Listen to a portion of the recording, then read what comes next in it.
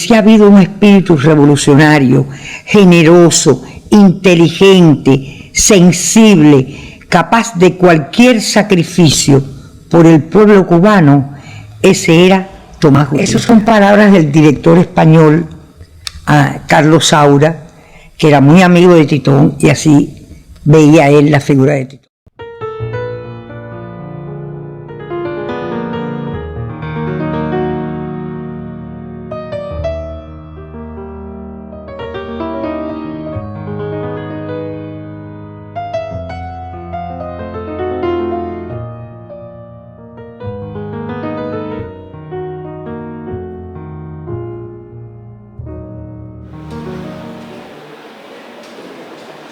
Bien, buenas tardes a todos y a todas, sean bienvenidas a esta su casa, los Institutos de Estudios Hispánicos de Canarias.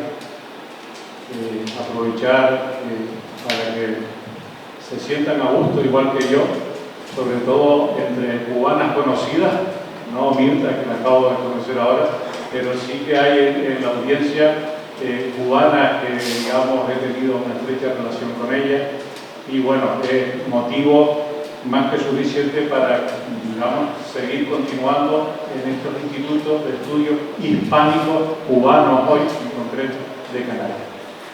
Mirta está aquí, sea bienvenida. Nos hubiese gustado que nos hubiese acompañado hoy Joel, Bethel y su percusionista, pero bueno, no ha podido ser. Saben que la agenda de Mirta ha sido entretenida y todavía lo que le queda antes de que se vaya, porque ha estado, como decimos aquí, del tingo al tango, pero siempre trabajando, siempre, digamos, atendiendo a entrevistas, atendiendo al programa, digamos, que no haya sido concentrado, pero que al mismo tiempo haya sido placentero, y que mañana pues, estará la Otava y todavía quedan más actuaciones en ICO. Estamos aquí, digamos, por una confluencia de instituciones culturales, en las cuales se encuentra Sociedad Icodense, el Casino de Icó, el Liceo Taoro y también nuestro Instituto del Puerto de la Cruz. Y, lógicamente, hay que pensar que estas sociedades están amparadas, aunque no están los políticos hoy para hacerle la pelota, por ayudas económicas que recibimos por cada una de estas entidades de sus propios ayuntamientos como autonómicamente. Bueno, no quiero extenderme más, quiero un poco dedicar unas palabras a Mirta. No quiero, digamos, hacer una semblanza enorme de su capacidad como actriz y dramaturga, pero sí quisiera decirle que ha llegado como Ilona, ha llegado con la lluvia, y que, al igual que ella, es una excelente mujer, una brillante mujer, una mujer bella, que está llena de amor y está llena de amistad. Es tal como la describió Muti en su novela Macrol el Gaviero, lo cual se lo recomiendo que se lo lea. Y aprovecho un poco para hacer un ejercicio mental con ustedes. No es que estemos en misa, no es que vayan a pensar, a recitar un salmo, pero por lo menos si lo piensan a nivel mental, es muy sencillo porque forma parte de la estrofa de una canción muy conocida que dice así: yo soy un hombre sincero, el hombre hace la paz. Bueno, todos los que estamos aquí, cubanas fundamentalmente, y canarios y canarias, pues somos sinceros, somos donde crece la palma, y ella no deja de ser guantanamera, guajira guantanamera, la esencia cubana hecha mujer. Hacer, digamos, resumir la vida de Mirta Ibarra cinematográficamente es largo y tedioso para ustedes y para mí, tener que estar recitando 1900, 1900, 2000, etc. Entonces he intentado hacer un resumen lo más sucinto posible con el cual termina mi intervención. Y dice así: no piensen que Mirta es una mujer neurótica, al contrario, es una mujer transparente. De adorables mentiras, que como fresa y chocolate se derriten con sus sonrisas. Yo doy por concluida mi palabra. Quisiera aprovechar para agradecer a Jerónimo la ingente labor de coordinación que ha hecho, a Abel, a Sergio, a Ulloa, a Margarita y a otros componentes de esta entidad para lograr poder disfrutar de mí. Hablar de Tomás Gutiérrez Alea es hablar del intelectual honesto, comprometido con sus ideas, pero sobre todo de un hombre que nos legó una obra esencialmente humanista.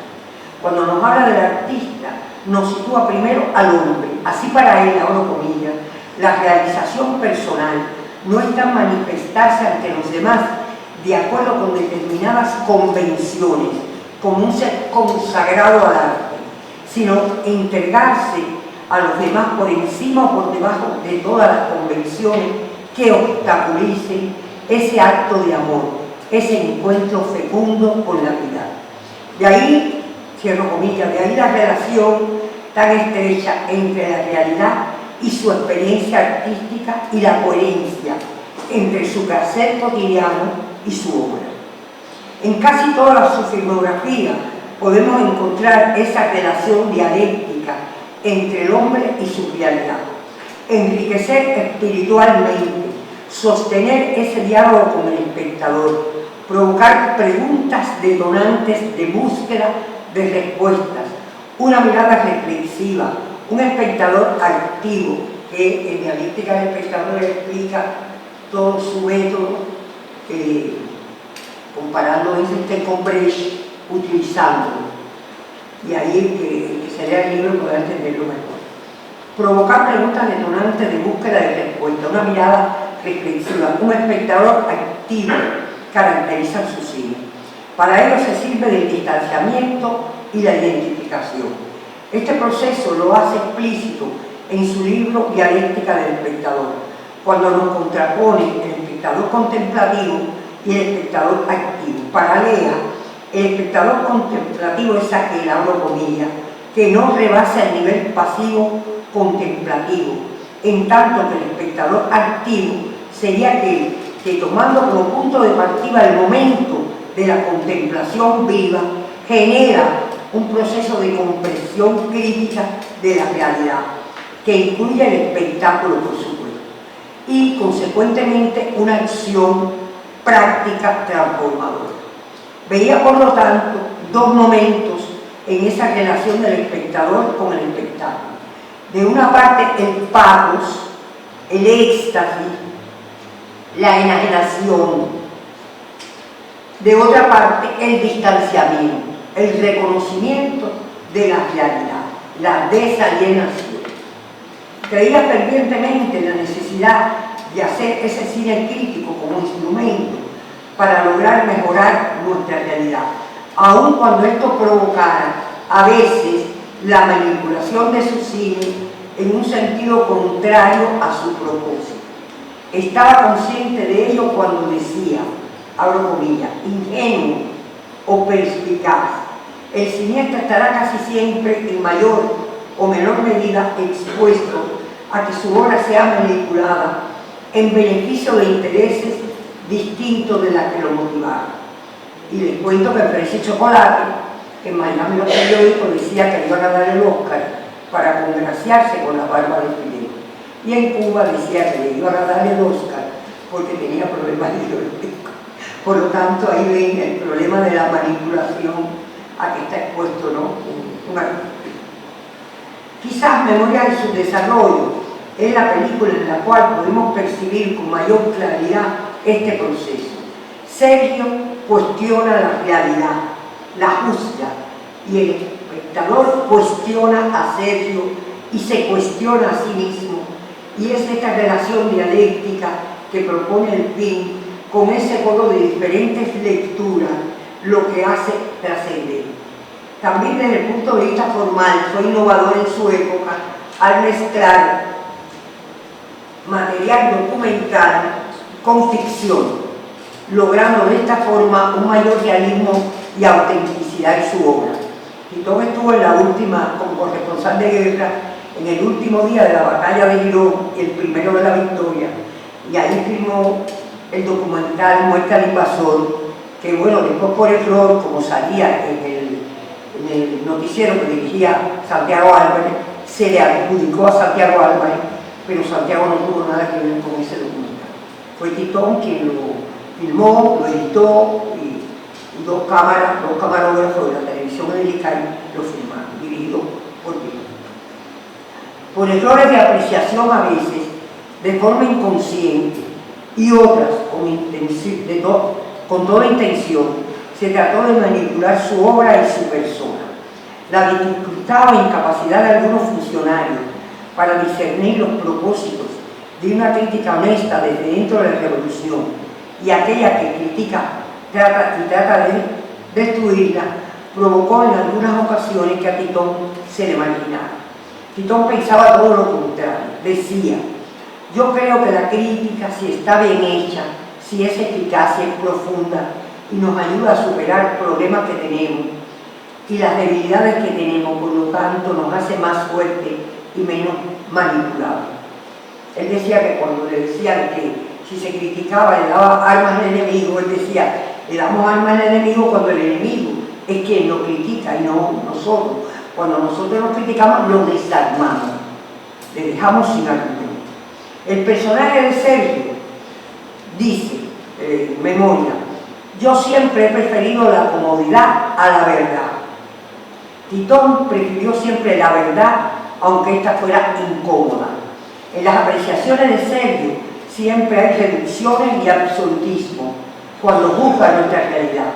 Titón nunca trató de dar lecciones, todo lo contrario, siempre creó interrogantes, que fuera el espectador quien buscara con cabeza propia su respuesta. Y Memoria es un ejemplo de eso. Tenía muy claro que el cine es en primera instancia un espectáculo que provoca placer estético. Y desde ese punto de vista criticaba aquel cine que pone en primer sitio el aspecto ideológico en detrimento del fin. Decía: existe una peligrosa tendencia, pero me puedo sentir un poquito la... es que aquí ha habido frialdad.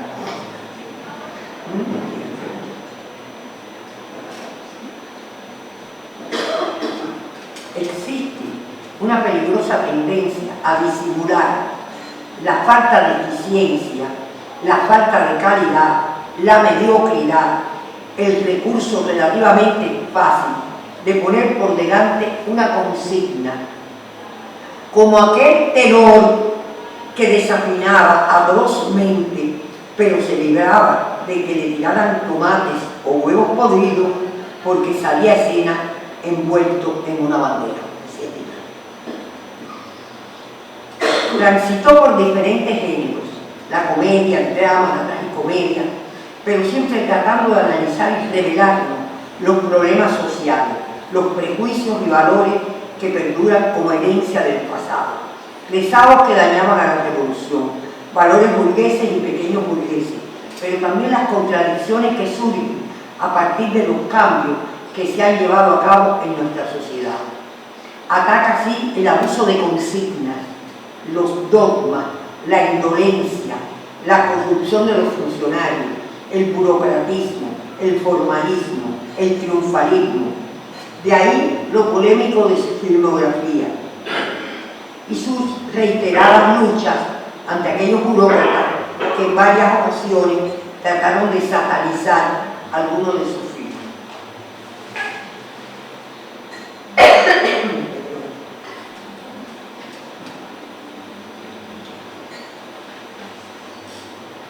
Titón trabajó temas que devinieron casi obsesiones en su obra. La búsqueda de nuestras raíces es el tema de la dominación y la dependencia. La religión manipulada como filosofía de la servidumbre para justificar la condición del oprimido, la fe como dogma, en la última cena, por supuesto, por ejemplo, arremete con fuerza contra el fanatismo, la represión, la falsa moral o la también conocida doble moral. Hurga en los problemas existenciales del individuo, en la condición humana, para mostrar los demonios que existen dentro de él y lo irracional en el hombre. También fue tema desde su primer fin la vida y la muerte, visto como un ciclo inevitable por el cual todos vamos a transitar como un camino de búsqueda de la verdad. La muerte apareció como un referente ético en su fin, Historias de la Revolución. Desde ese momento no dejó de estar presente hasta convertirla en protagonista de su última película, Guantanamera, donde la muerte aparece en el personaje de la niña. ¿Algunos de ustedes vieron Guantanamera? Yo creo que sí, ¿no? La muerte vista en diferentes ángulos, porque poseía la capacidad para enfrentar y a la vez unir situaciones y estados de ánimo muy diferentes, como por ejemplo la muerte junto al humor. Ese humor tan peculiar que recorre diferentes diapasones, desde el humor negro, farsesco, paródico, hasta la sutil ironía. Para Titón el humor es un recurso expresivo muy eficaz que puede provocar muy variados efectos. El humor se puede utilizar para destruir, el humor corrosivo, el humor que se burla de una institución, que tiende a resquebrajar determinados principios, determinados valores, pero puede servir para afirmar esos u otros valores. Puede servir para arrastrar al espectador emocionalmente, para enajenarlo o para distanciarlo de lo que está viendo y para separarlo y hacer despertar en él una actitud crítica. Sus personajes se erigen como tipos, aparecen reiterados en algunas de sus películas, con características propias. Recordemos el personaje del cura, el pícaro de las 12 sillas, el fanático de una pelea cruel contra los demonios, el moralista de la última cena, y así también pudiéramos hacer referente a las relaciones que se... Bueno, y me faltó los sobrevivientes, ¿no? Que también hay el cura. Y así también pudiéramos hacer referencia a relaciones que reiteran como amo, esclavo, señor, sirviente, funcionario, ciudadano. Sus películas, incluso históricas, poseen una contemporaneidad que hace que no envejezcan, al revelarnos aspectos actuales de nuestra sociedad.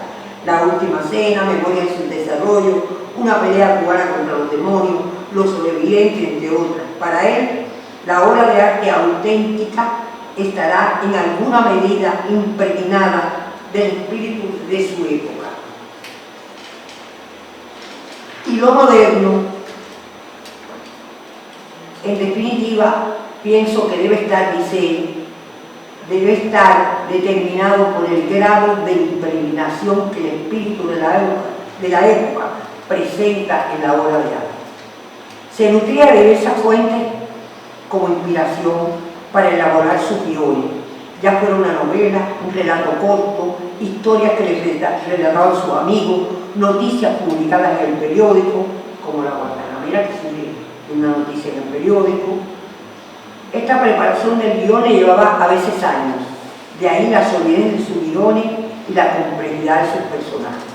Para Titón el cine es un arte colectivo, por lo que necesitaba que todos los participantes aportaran desde el punto de vista artístico su opinión. Era común encontrar un ambiente de armonía y creatividad en sus películas. Trabajó con varios directores en fotografía, pero de ellos dos se convirtieron en sus fieles amigos, Ramón Suárez y Mario García Joya, Mayito. Al iniciar cualquier rodaje, siempre tenía listo todos los dibujos y croquis por donde iba a situar la cámara y los planos que se iban a filmar en las diferentes llamadas. Pero podía pasar toda la noche sin dormir, preparando la escena a filmar el próximo día. Pero llegando al set, le gustaba que el director de fotografía le aportara sus ideas. Para Titón el actor, por eso digo que también el actor le decía muévete libremente y después ajustaba la cámara. Todo lo contrario a otros directores que dicen ve a la ventana, mira para la ventana, venga hasta la puerta, abre la puerta, no. Era un poco que primero improvisaban un movimiento y después le decía al cámara, ajusta. O sea que él hacía los croquis, pero después él no era ese director así rígido, no, para nada. Para Titón el actor es el elemento más frágil con el cual cuenta para lograr sus objetivos. De ahí la gran importancia que le confiere a la relación que se debe establecer entre el actor y el director, y también los aportes del actor, no la marioneta del actor. La comunicación que se produzca, la comunidad de lenguaje y propósito, es decir, el nivel intelectual y técnico que posee el actor, posibilitará un entendimiento profundo. También aquí demandará del actor sus puntos de vista y su creatividad.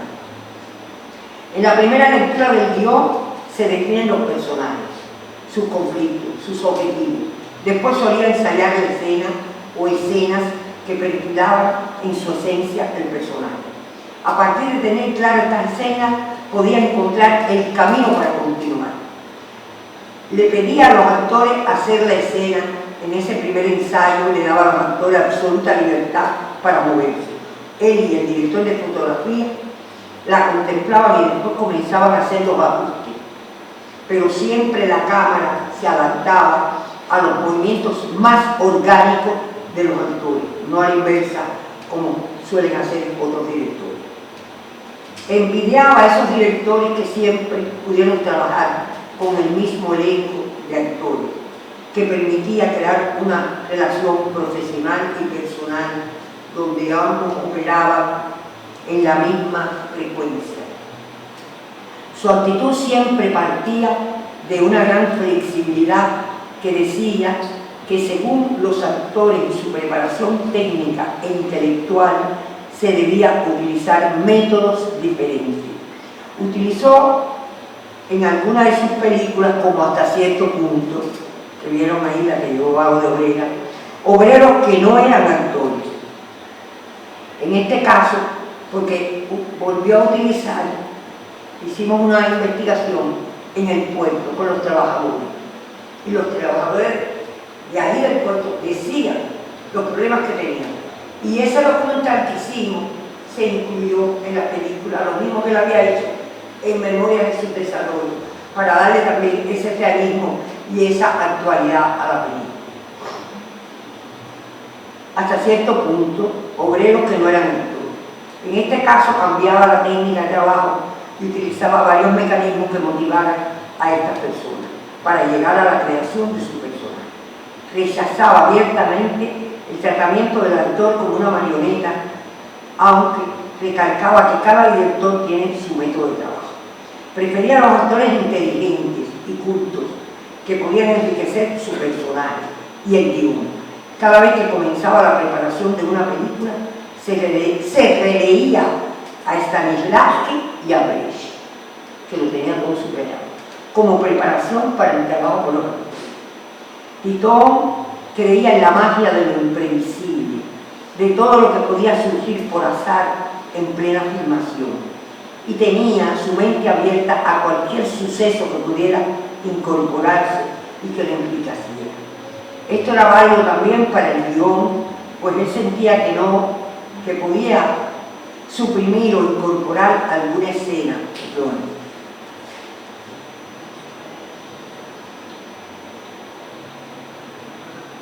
Recuerdo que hasta cierto punto estábamos filmando una escena en un restaurante lujoso y de pronto la luz del día desapareció. Se dio corte para el día siguiente. Cuando regresamos a la casa, conversamos sobre el escena. Me preguntó si creía que había algún problema. Y le dije que sí, pero que no sabía muy bien dónde radicaba.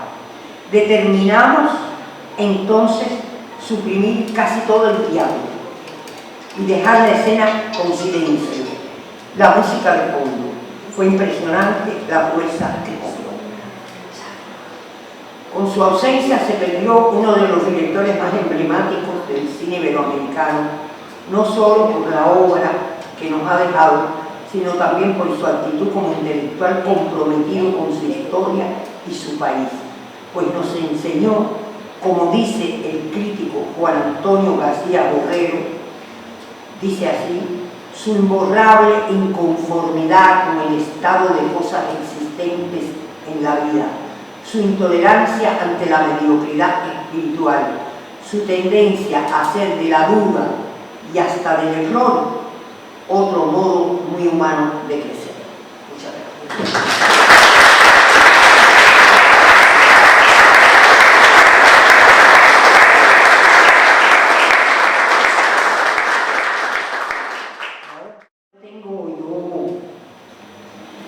Yo estuve primero 2 años pidiendo un lugar donde guardar la obra de Tito, nadie me hacía caso.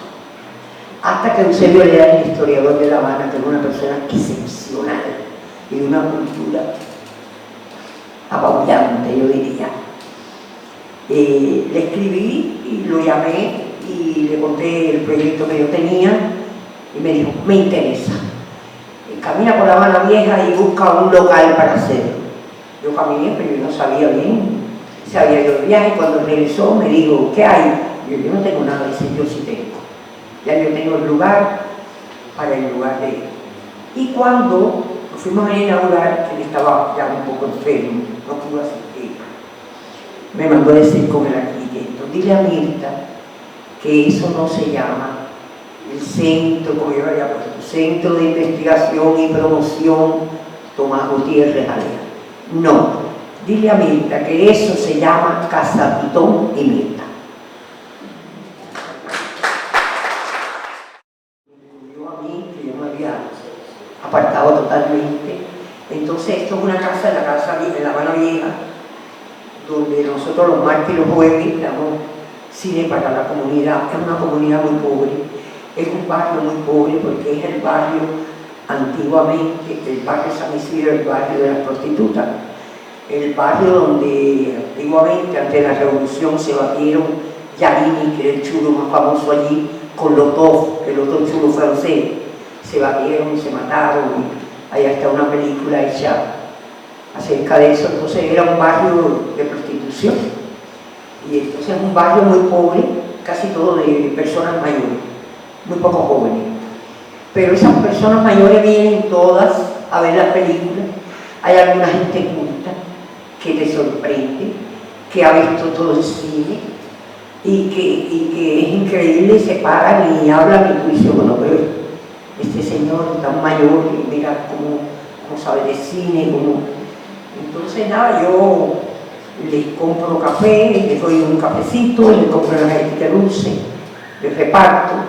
Y la verdad que tenemos un público ahí asiduo que antes estábamos dando también para los miércoles a los niños, ahora tenemos que retomarlo porque ha habido ahí un problema con la educación, que no quería que salieran, entonces ya ahora vamos a ver si arreglamos los horarios para los niños, porque dábamos el Pío Arte, Vampiros en La Habana, es decir, todas las películas de Padrón, y se ponían muy felices los niños también, ¿no? Entonces hacemos eso. Ahora, por ejemplo, en este momento va a empezar un ciclo de inteligencia artificial y ya han anotado 29 personas, para jóvenes, casi todos, para tomar el curso. Ahora también tenemos, en el mes de diciembre, tenemos un ciclo que se llama la Semana Titoniana, y entonces ponemos cine Titón, hablábamos sobre el cine Titón. Ahora hacemos también un recorrido por La Habana. Bueno, hacemos muchas actividades en el centro, está muy activo. No tenemos muchos jóvenes, la verdad, hasta ahora no. Esta cosa quizás de la inteligencia artificial, todos son jóvenes, casi todos. Periodistas también y gente que quiere aprender. Otro proyecto ahora que digo que es una comedia con crimen, ¿cómo se diría? Una comedia, bueno, donde hay asesinato y todo. Entonces, nada, voy a ver si en Madrid presento el proyecto, para ver si alguien me lo subvenciona para poder hacerlo.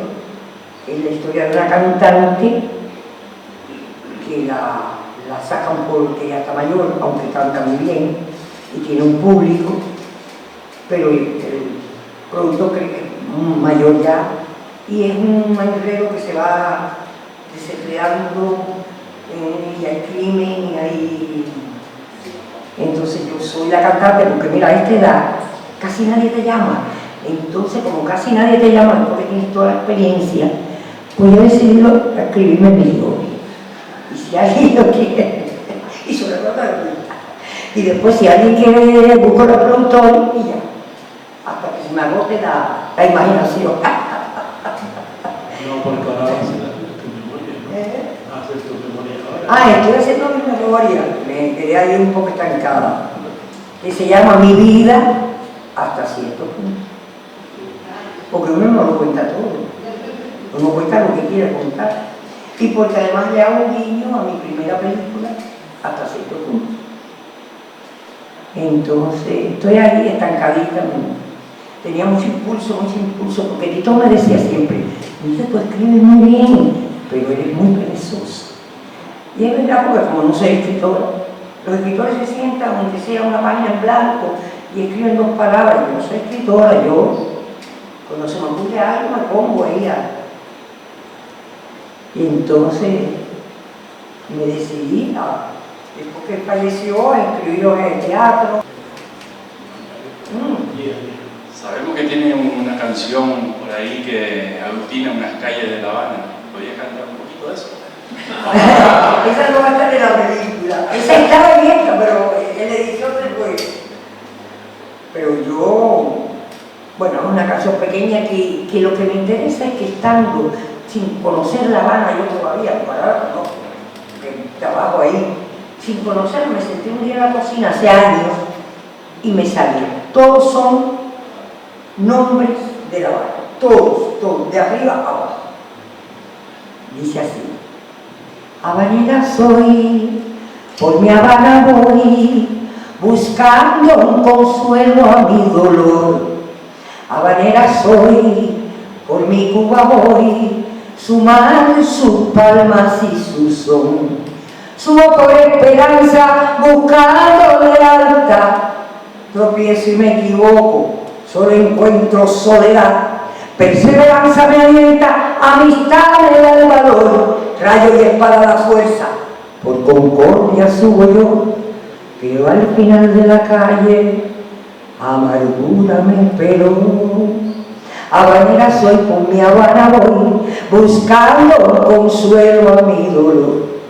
Pero habanera soy, y aquí nací, y en esta tierra quiero morir, con mis encantos, con mi dolor, con lo vivido, con mucho amor.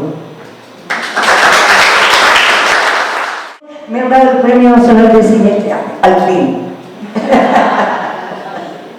Y lo más bonito que me ha pasado con esto es la gente en la calle, porque todo el mundo, en las colas que hago de la gasolina, para obtener la gasolina, en las colas del banco, con el dinero, en todo, la gente, felicidades, hacía 30 años que te lo debía haber dado, ay, qué maravilla. Y eso ha sido para mí el mayor regalo, honestamente. Las felicitaciones de todo el mundo, te queremos, abrazos, besos en la calle. Ningún paparazzi, la gente de la calle. Muchas felicidades. Gracias.